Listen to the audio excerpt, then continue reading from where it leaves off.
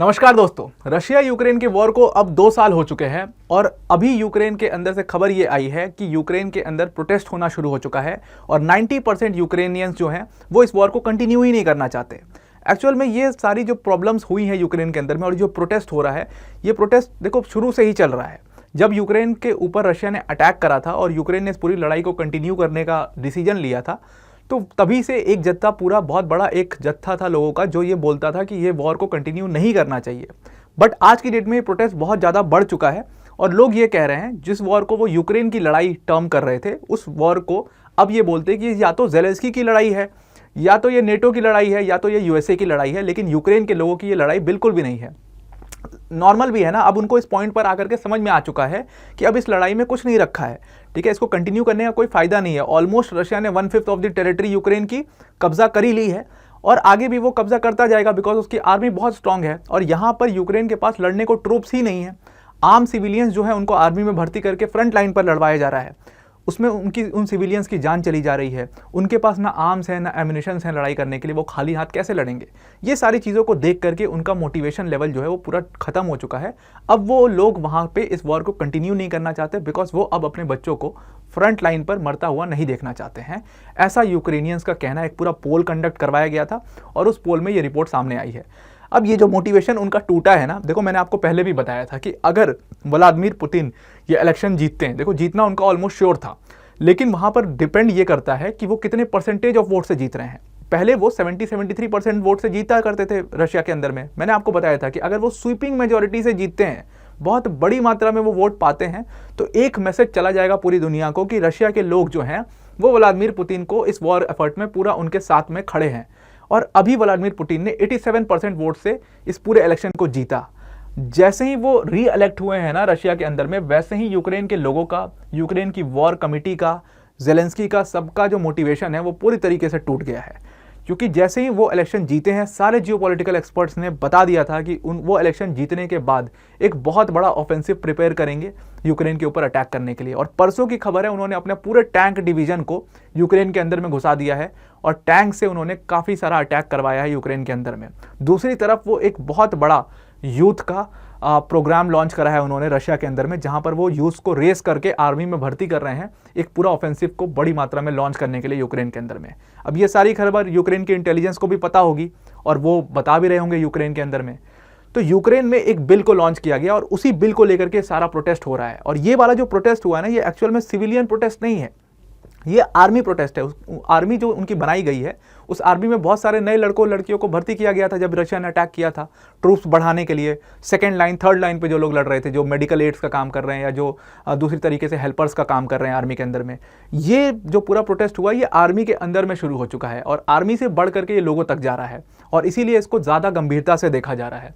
Actual में हुआ क्या है, जो पूरा बिल लाया गया है यूक्रेन के अंदर में, जैसे ही व्लादिमीर पुतिन ने अपना ऑफेंसिव लॉन्च किया गया है, वैसे ही यूक्रेन की जो वॉर कमिटी है उसने एक पूरा बिल मूव किया है। अब यूक्रेन में, रशिया में हर जगह पे नियम ये होता है कि जब वॉर चल रहा होता है तो कोई भी बड़ा डिसीजन लेना होता है तो वॉर कमिटी बनाई जाती है, उसके कंसेंसस से कोई भी बड़ा डिसीजन आप लेते हो। तो रशिया के अंदर भी एक पूरी वॉर कमिटी है, ठीक उसी तरीके से यूक्रेन के अंदर में भी वॉर कमिटी है।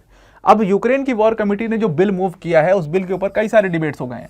उस बिल में सबसे पहली चीज़ तो इन्होंने ये कही है, सबसे पहला पॉइंट ये था कि do we want to continue this war. सबसे पहले क्वेश्चन तो ज़ेलेंस्की से ये पूछा गया था कि आप क्या इस वॉर को कंटिन्यू करना चाहते भी हो, बिकॉज उसी वॉर कमिटी के बहुत सारे मेंबर्स, आगे चल करके मैं दिखाऊंगा आपको, they were not ready to continue this war. उनको एक बात समझ में आ गई कि 1/5 टेरिटरी ऑलमोस्ट रशिया ने पकड़ ली है। अब रशिया जो दूसरा ऑफेंसिव लॉन्च करेगा उसमें और ज़्यादा यूक्रेनियन ट्रूप्स की डेथ होगी, उसमें और ज़्यादा यूक्रेन का लॉस होगा। उसमें यूएसए का लॉस नहीं हो रहा है, उसमें नेटो का लॉस नहीं हो रहा है, लेकिन उसमें लॉस यूक्रेन और यूक्रेनियन सिविलियंस का हो रहा है। तो अगर वो और आगे बढ़ना चाहता है, वो ऑफेंसिव लेगा, आगे बढ़ेगा, उससे पहले ही अगर यूक्रेन सरेंडर कर देता है तो यथास्थिति वहीं पर बन जाएगी, स्टेटस को लग जाएगा और यूक्रेन रुक जाएगा, रशिया भी रुक जाएगा और वॉर खत्म हो जाएगा और ज़्यादा लॉस नहीं होगा सिविलियंस का। ऐसा मानना है यूक्रेन की वॉर कमेटी का। तो पहली डिबेट तो इसी पे थी कि ये वॉर कंटिन्यू हो भी ना हो। दूसरी डिबेट फिर यहाँ पर आई कि जब अगर ये वॉर कंटिन्यू हम कर रहे हैं तो वहाँ पर उनके डिफेंस एक्सपर्ट ने बोला कि अगर जो हमें काउंटर ऑफेंसिव लॉन्च करना है रशिया के खिलाफ, तो साहब हमें 5 लाख लोग चाहिए होंगे।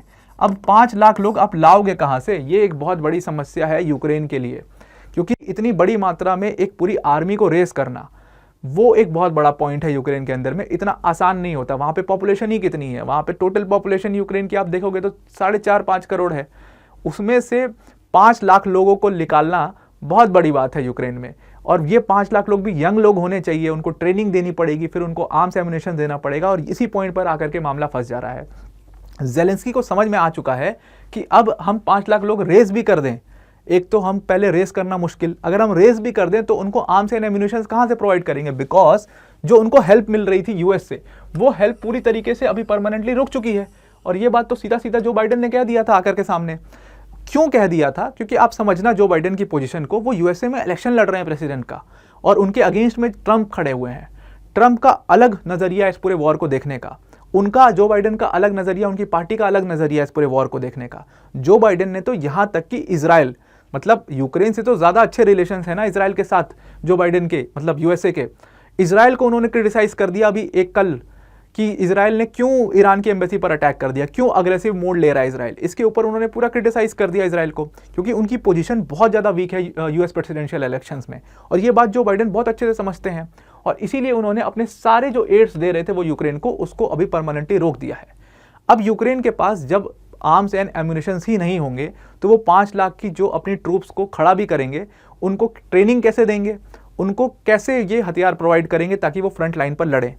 दूसरी चीज़ कि जब यूक्रेन के यूथ खुद ही नहीं लड़ना चाहते हैं, वो प्रोटेस्ट कर रहे हैं जगह जगह पर, तो आप 5 लाख लोगों को रेस कहाँ से करोगे? ये एक बहुत बड़ा सवाल है यूक्रेन के प्रेसिडेंट ज़ेलेंस्की के सामने। अब ये सारी जो क्रिटिसिज्म हो रही है, ये एक्चुअल में ऐसे हवे की क्रिटिसिज्म नहीं है। खुद जो उनकी डिफेंस कमेटी की जो मेंबर हैं सोसुन, उन्होंने बोला है कि ये जो 2 साल जो वॉर चला है, ये टाइम जो है ये हमारे लिए हेल की तरह है। और यहाँ पर ज़ेलेंस्की इस बात को बिल्कुल भी समझने को तैयार नहीं है कि इस वॉर को कंटिन्यू करने का कोई भी फायदा नहीं है। उन्होंने कहा कि ये जो रिफ्ट अभी आपको देखने को मिल रहा है ना, जो लोग प्रोटेस्ट कर रहे हैं इस पूरे वॉर एफर्ट के खिलाफ, ज़ेलेंस्की के खिलाफ जो प्रोटेस्ट हो रहा है, वो एक्चुअली में अभी नहीं हो रहा है, ये स्टार्टिंग से ही हुआ था। उन्होंने इस पूरे इंसिडेंट का एक रेफरेंस दिया। उन्होंने कहा कि जब ये वॉर शुरू हुआ था, आप मानो तो अभी अगर आप स्थिति देखो रशिया की, तो रशिया जो है वो ऑलमोस्ट 1/5 ऑफ द एरिया पे कब्जा कर चुका है। ये 13 मार्च तक का मैप है। यहाँ पर आप देख रहे हो कि खरसन वाली प्रोविंस तक वो कब्जा कर चुका है, और ये बाकमुट वाला अभी इसने रिसेंटली कब्जा किया है रशिया ने, जब उसने अपनी टैंक डिवीजन भेजी है। तो 1/5 ऑफ द टेरिटरी उसने कब्जा कर ली है। और उनका एम क्या है? उनका एम ये है कि हम अप्रैल एंड तक ये निप्रो तक पूरा कब्जा कर लें। ये ऑलमोस्ट 50% टेरिटरी हो जाएगी। अब इस टेरिटरी को वापस लेना है अगर आपको, ये पार्ट तो अभी भी आपके पास है, ये निप्रो विप्रो वाला पार्ट तो अभी भी आपके पास है, अगर इस पार्ट को अभी भी अपने पास बनाए रखना है तो यहाँ पर जब तक रशियंस पहुँचे तभी सरेंडर कर दो, वो ज़्यादा फायदेमंद है। इसमें आपके लोग भी नहीं मारे जाएंगे और आपकी और ज़्यादा नुकसान नहीं होगा, और ज़्यादा टेरिटरी गेन नहीं करेगा रशिया। यहीं पर वॉर रुक जाएगा, स्टेटस को लग जाएगा, और फिर यूएन वगैरह आ करके कुछ एग्रीमेंट करा देंगे, आप बच जाओगे। ऐसा उनके डिफेंस कमेटी का कहना है। सही भी है कहना, वो सिविलियंस का सोच करके कह रही हैं। और उन्होंने कहा कि जब आपने इस वॉर को स्टार्ट करा था 2022 में, जब पहली बार रशिया ने आपके ऊपर अटैक करा था, तो उस टाइम पर टोटल जब ट्रूप्स खड़ी करने की बात हुई थी, तो ट्रूप्स खड़ा करने के लिए उनके पास लोग कितने थे पूरी काउंट की गई थी उनको। तो उनके पास यंग मैन एंड वुमेन के जब काउंट निकाला गया था, वो काउंट आया था ऑलमोस्ट 1.5 मिलियन के करीब। और उस 1.5 मिलियन में से भी सिर्फ 1/3 लोग ही तैयार थे, 1/3 लोगों ने ही एनरोल किया था इस पूरे वॉर में इस इंक्लूड होने के लिए। तो आप समझो कि जो सिविलियंस हैं, जो यंग मैन एंड वुमेन हैं यूक्रेन के, वो स्टार्टिंग से ही इस वॉर के सपोर्ट में नहीं थे। ये नंबर अपने आप में ये चीज़ बताता है। अब आप समझना थोड़ी सी मेंटालिटी रशिया और यूक्रेन के लोगों की। देखो रशिया में ना नेशनलिज्म की भावना अपनी पीक पर है, बिकॉज वो ऐसे वॉर्स को हर बार लड़ते हुए आए हैं। कई सारी वॉर लड़े, first world war, second world war, cold war, उसके बाद आप देख लो कि 2024 में वो क्राइमिया वाला पूरा इशू, और उसके बाद प्रेजेंट टाइम में वो लड़ ही रहे हैं। वहाँ के लोग जो हैं वो मदर रशिया की तरह देखते हैं अपनी कंट्री को। उनके पास एक नेशनलिज्म की भावना जो है वो अपने पीक पर होती है रशिया के अंदर में, जो कि यूरोपियन कंट्रीज में मिसिंग है। यूक्रेन को छोड़ दो आप, हर कंट्री में मिसिंग है। यूएसए में भी मिसिंग है, फ्रांस में भी मिसिंग है वहाँ के लोगों में। जैसे इंडिया में आप देखते हो ना, लोगों को भारत माता की तरह वो देखते हैं अपनी कंट्री को, ठीक है, नेशनलिज्म की भावना अपनी पीक पर होती है। ठीक वैसे रशिया में भी है, वो मदर रशिया देखते हैं अपनी कंट्री को पूरा, और उसके लिए अपनी जान देने को भी तैयार होते हैं, जो कि यूक्रेन में वो चीज़ मिसिंग है। इसी चीज़ को उन्होंने कहा, रेफरेंस दिया कि आपका यूथ ही तैयार नहीं था इस पूरे वॉर के लिए। हमारा एस्टिमेट था कि 4.5 लाख लोग होंगे रशिया की आर्मी में, और रशिया का एस्टिमेट है कि 6 लाख लोग हैं। और जो ओरिजिनल एस्टिमेट कहता है कि ऑलमोस्ट रशिया के पास अपने ट्रूप्स मिला करके, प्राइवेट आर्मीज मिला करके, बहुत सारी प्राइवेट आर्मी भी बना रखी है रशिया ने, वो सब मिला जुला करके ऑलमोस्ट 10 लाख हैं उनके पास ट्रूप्स, और हमारे पास जो यूक्रेन के पास ट्रूप्स हैं वो अभी उनके पास 3-3.5 लाख लोग बचे हुए हैं, उसमें 5 लाख और जोड़ने की बात कर रहे हैं। 3-3.5 लाख तो स्टार्टिंग से थे, जब आप इस वॉर में आप ऐसा मान के चल रहे थे कि हमारे लोग इस वॉर को सपोर्ट कर रहे हैं, तब आपने 3 लाख ट्रूप्स रेस किए थे। अब आपको 5 लाख और रेस करना है और लोग तैयार नहीं है इस वॉर में लड़ने के लिए, तो रेस कहां से करोगे? दूसरी चीज उन्होंने रेफरेंस दिया इस चीज का कि जो ये वॉर आपने शुरू किया था उसमें एक जो बिल मूव किया था, उस बिल का कुछ नियम था। जैसे वो बिल ये कहता था कि आप जो ट्रूप्स रेस कर रहे हो, जो यंग वुमेन एंड वुमेन को, उनकी एज 27 एंड अबव होनी चाहिए, और ये 27 एंड अबव जो उनकी एज होनी चाहिए उन लोग को ही हम एनरोल करेंगे। और उसमें भी कुछ एग्जेम्पशंस थी कि मैरिड लोगों को नहीं लिया जाएगा क्योंकि उनकी पूरी फैमिली है उनके पीछे, तो अनमैरिड लोगों को पहले लिया जाएगा। दूसरा उसमें एग्जेम्पशन था कि जो लोग हायर स्टडीज़ कर रहे हैं उनको भी नहीं लिया जाएगा। तो उन्होंने इस चीज़ का रेफरेंस देते हुए कहा कि जब आप 27 से अबव वालों को ले रहे थे इस पूरे वॉर के अंदर में, तब आपने देखा था कि भाग भाग करके लड़के लड़कियां जा करके पीएचडी में एडमिशन ले रहे थे, और पीएचडी में एडमिशन बढ़ गए थे उस टाइम पर। इसका क्या मतलब है पीएचडी में एडमिशन लेने का? क्योंकि वो उस वॉर को सपोर्ट ही नहीं करते थे, वो इसमें एनरोल होना ही नहीं चाहते थे आर्मी में, वो फ्रंट लाइन पर जा करके लड़ना ही नहीं चाहते थे। और बहुत सारे मेंस को देखा गया कि वो जा करके भाग करके शादी कर रहे थे, भले उनको डिसेबिलिटी वाली वुमेन से शादी करनी पड़े या माइनर से शादी करनी पड़े, लेकिन वो जल्दी से शादी कर रहे थे ताकि एग्जामिशन के तहत हमें आर्मी में भर्ती ना किया जाए और हमें वॉर ना लड़ना पड़े। तो they were not ready at all. But यहाँ पर जो वॉर कैबिनेट है वो ये कह रहा है कि जो हम 5 लाख ट्रूप्स रेज करेंगे, हम क्या करेंगे कि जो 27 साल की लिमिट हमने बना रखी है उसको कम कर देंगे और हम इस लिमिट को कर देंगे 25, और यहाँ से फिर हमें और ज़्यादा ट्रूप्स मिल जाएंगे, जो हमारा फिगर है वो पूरा हो जाएगा। अब ये जो 25 वाली ट्रूप्स है, ये जो एज लिमिट कम करना और 5 लाख ट्रूप्स को रेस करने वाला बिल है, वो ऑलरेडी जो पार्लियामेंट है यूक्रेन का, उसका नाम है वर्कोना, वहाँ पर पास हो चुका है ये बिल। और अब जेलेंस्की के ऊपर है कि वो इसको पास करते हैं कि नहीं करते हैं। बट जेलेंस्की भी अब विथ टाइम ये चीज़ समझ चुके हैं कि जो उनको आर्म्स एंड एम्यूनिशंस मिल रहे थे वो बंद हो चुके हैं परमानेंटली। अब हम ट्रूप्स को रेस करेंगे तो उनको ट्रेनिंग कहाँ से देंगे? सबसे बड़ी प्रॉब्लम तो ट्रेनिंग देने की है, और उसके बाद फ्रंट लाइन्स पे लड़वाने की है। जितने ज़्यादा सिविलियंस मरेंगे उतनी ज़्यादा अनपॉपुलैरिटी होती जाएगी जेलेंस्की की। तो जेलेंस्की के पास ऑप्शन ये है, भरोसा अभी भी उनका ये है कि वो चाहते हैं कि ज़्यादा से ज़्यादा आर्म्स उनको वेस्ट से मिल जाए, और इसीलिए उन्होंने रिक्वेस्ट किया था फ्रांस और नेटो कंट्रीज से, खासतौर से उन्होंने फ्रांस से रिक्वेस्ट किया था कि साहब आप अब हमें रशिया को मैसेज देने के लिए, फ्रांस प्रेसिडेंट ने कहा था कि हम नेटो की ट्रूप्स को उतारने का सोच रहे हैं यूक्रेन के अंदर में, और रशिया ने इस पर सीधा जवाब दिया था कि अगर एक भी ट्रूप नेटो की रशिया यूक्रेन के अंदर में उतरी तो बहुत बड़ा जो ऑफेंसिव है वो रशिया लॉन्च करेगा और पूरी तरीके से डिस्ट्रॉय करके रख देगा यूक्रेन को। ऐसा उन्होंने मैसेज दिया था। और उसके बाद फ्रांस प्रेसिडेंट जैसे ही अपने इन लोगों ने मीटिंग करी, नेटो की मीटिंग हुई इस पूरी मामले को लेकर के कि क्या अपनी ट्रूप्स नेटो को उतारनी चाहिए यूक्रेन के अंदर में कि नहीं, क्योंकि यूक्रेन के प्रेसिडेंट ने रिक्वेस्ट किया था, तो सीधा सीधा नेटो की ट्रूप्स ने इस बात को, नेटो ने माना कि अपनी कंसेंसस ही नहीं दी इस पूरे बात के लिए, और कहा कि नहीं, अभी ट्रूप्स भेजने का सही समय नहीं है यूक्रेन के अंदर में। अब आप समझना नेटो की थोड़ी सी मंशा इस पूरे मामले में। फ्रांस को हटा भी दो, अगर नेटो में सबसे बड़ा कंट्री कौन है? यूएसए है।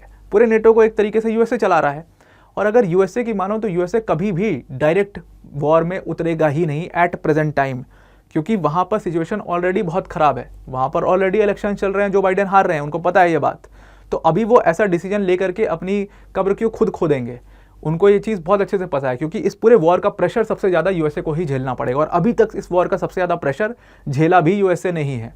उनको ये बात समझ में आ चुकी है, और इसीलिए वो फ्रांस के प्रेसिडेंट का जो ये तर्क था कि हमें अपनी ट्रूप्स को उतार देना चाहिए यूक्रेन के अंदर में, उससे वो बिल्कुल राजी नहीं, और मोस्ट ऑफ द कंट्रीज राजी नहीं हुई इस चीज़ से। यूके भी बिल्कुल तैयार नहीं था इस चीज़ को लेकर के। तो यहीं से आप समझ लो, ये बात जेलेंस्की को बहुत अच्छे से समझ लेनी चाहिए। अभी भी वो इसी आस में है कि नेटो अपनी फोर्सेस को यूक्रेन में भेज देगा। अगर नेटो को अपनी फोर्सेस यूक्रेन में भेजनी होती तो वो फर्स्ट डे भेज देता।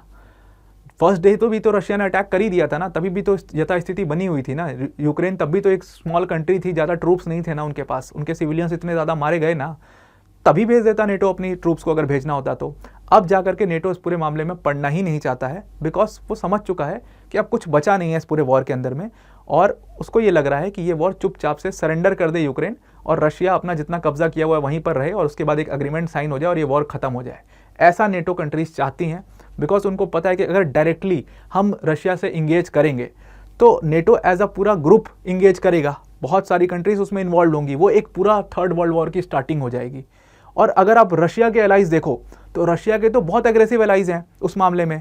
आप देख लो नॉर्थ कोरिया को, very very aggressive country, China another aggressive, Iran very much ready to get into the war any time, और अभी इसराइल ने उसको एक मौका दे भी दिया है। अब अगर ये नेटो ट्रूप्स भी उसको मौका दे दें तो Iran is very much ready to get into a war. तो ये सारी जो कंट्रीज़ हैं जो कि रशिया की एलाइज हैं, ये तो और ज़्यादा एग्रेसिव कंट्रीज़ हैं, तो ये तो पूरा बर्बाद करके रख देंगी वर्ल्ड को, और ये वर्ल्ड वॉर 3 की स्टार्टिंग हो जाएगी, जो कि एक बहुत बड़ी प्रॉब्लम हो जाएगी मैनकाइंड के लिए। इस बात को अब नेटो कंट्रीज समझ चुकी हैं और अब वो इस वॉर को और ज़्यादा कंटिन्यू नहीं करना चाहती। ये सारी जो चीज़ें हो रही हैं यूक्रेन के अंदर में, ये इस चीज़ का मैसेज है। और जो ये एड्स परमानेंटली रुके हैं, जो धीरे धीरे सप्लाईज पहुंच रही हैं, वो एक्चुअल में ये मैसेज है कि आप इस वॉर को और मत कंटिन्यू करो। तो आई होप आपको ये पूरा मामला, यूक्रेन के अंदर में लोग क्यों इस वॉर को कंटिन्यू नहीं करना चाहते हैं, बैकग्राउंड में क्या हो रहा है, ये सारी चीज़ें समझ में आ गई होंगी। आज की वीडियो में इतना ही। Thank you and have a nice day.